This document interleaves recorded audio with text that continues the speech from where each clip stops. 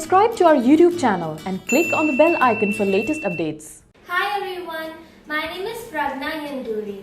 I'm from Mumbai and I'm 17 years old. I appeared for the LSAT India exam this year. I scored 475 out of 480 points. I also secured 97.17 percentile. So today in this video, I'll be answering some of the most important questions that future aspirants like you have. So LSAT India is conducted by the Law School Admission Council based in the US. So this exam has 4 sections, 2 logical reasoning sections, 1 English reading comprehension section and 1 analytical reasoning section. So for each section there will be around 20 to 24 questions and you will have 35 minutes to solve each section. This exam is different from other law exams like PLAT and IELTS because you don't have to memorize anything like GK events or math formulas. This one is a standardized exam, so it is aptitude based and it assesses your reasoning. So the reading comprehension section has around 4 passages. I spent around 8.5 minutes on each passage, 3 minutes reading and underlining or highlighting the passage, and 5 minutes on answering the questions. So in this passage, the questions are mainly about the author's perspective, main idea, conclusion, and connotations of the words. The passage topics consist of science subjects, history, or literature. It's not really essential to understand the technical terms in the passage, but I would advise you that if you're coming across a lengthy passage and you're confused about what's happening, then I would advise you to stop. First look at the questions so you know that what relevant details you're searching for. And I would also suggest that you highlight or underline important parts like the main idea and conclusion so you don't waste time by going back and forth between the passage and the questions. Also, I would highly recommend you to read editorials, journals, or even newspaper that you find at your home because this will increase your reading pace and it will allow you to come across new vocabulary words that will be really useful when you're solving this section. So there are 2 logical reasoning sections in this exam. I don't think there's any difference between them. Their primary goal is to judge your reasoning skills. But I do think that this section has quite lengthy and tough questions because for me, I found the answer options to be right for every single question. So I would advise you to not be swayed or tricked by the questions. So in this section, you will find flawed reasoning, assumption-based, could be and must be true questions.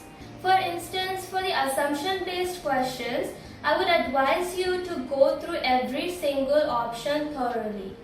And whatever you think is the right answer, keeping that in mind, think in a retrospective manner and ask yourself, if this option is true, will the argument still stand to be true or not? I think that's a very useful tip that you can use while solving these questions. I also spent around 1 minute per question, so I would have some remaining time at the end to recheck my answers. I think for me, initially this was the toughest section because the questions and the scenarios are quite lengthy and difficult to understand. So in this section, you will come across question types that ask you to determine what is possible, what is impossible, and what is necessary based on the circumstances given. As much as you require a good skill to dissect these questions, I think a good paperwork will give you an edge over other students. I would suggest that you jot down important points and details in an abbreviated manner while you're reading the question itself.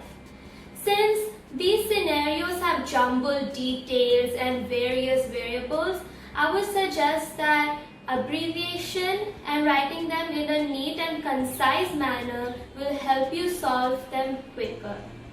I strongly suggest that students should spend 2 hours at least in the beginning of their LSAT India preparation on this particular section, because if you do well on this section, you can score full points. This is the easiest one to improve upon. So I followed a 10 plus 6 plus 8 plan where I studied for 10 hours for my various law exams like CLAT, IELTS and LSAT, and 6 hours for my leisure activities and 8 hours of sleep. This plan is really helpful because you can divide your time efficiently. So I studied 3 hours for my LSAT India exam every day. And most of my preparation consisted of taking mocks. Mocks play a huge role in your LSAT India preparation because that is the only practice material that you essentially have. I would suggest you to take numerous amounts of mocks so you're well acquainted with the types of questions you're going to be facing. I would also suggest to spend some time rectifying your mistakes and analyzing your performances on the mocks.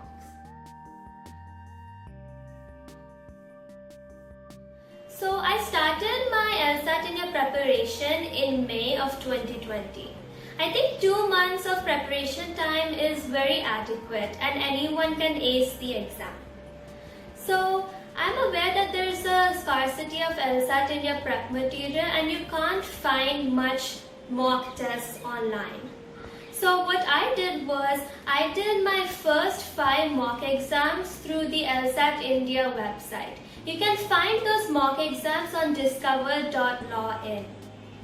So by taking these mock exams, I gauged what my strengths and weaknesses are. I rectified my mistakes. Then I watched LSAT India prep videos under khanacademy.com. They provide wonderful tips and strategies. They also tell you the reasoning behind every right answer. You can develop an in-depth understanding about each section. As I mentioned earlier, LSAT India exam is modeled after the LSAT US exam.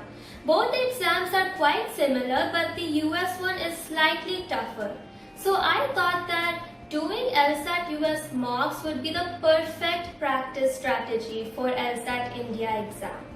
I watched numerous LSAT US videos on YouTube. One particular YouTuber called Insight LSAT provides wonderful, useful and productive tips about how to approach the analytical reasoning section. I would strongly advise and recommend you guys to watch his videos.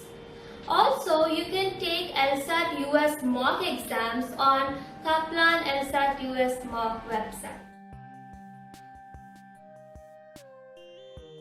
Now that we are towards the end of our discussion, let's talk about the $1 million question. What are the do's and don'ts of the LSAT India exam?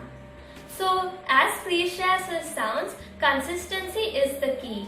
I wrote over 30 mock exams. Initially, your focus shouldn't just be on scoring maximum marks, but also focus on understanding basic concepts and having the patience to sit through 2.5 hours of the exam. Every section, or for that matter every question, requires a different nuanced handling with a keen eye to the subtleties of the context. Don't restrict yourself to the conventional ways of studying for hours and hours if that doesn't suit you. This exam requires a lot of attention, so please don't burn yourself out. Avoid a burnout. Society has a stereotype that using phones or internet while studying is a big no-no. But in my case, the digitalization of content and the internet helped me a lot. In today's day and age, it is difficult to avoid the influence of internet and phones because they're an integral part of our lives. For me, the resolution to study should come from within. I do not believe in blanket uninstallation of entertainment apps followed by a rebound installation of them for binge watching and wasting time.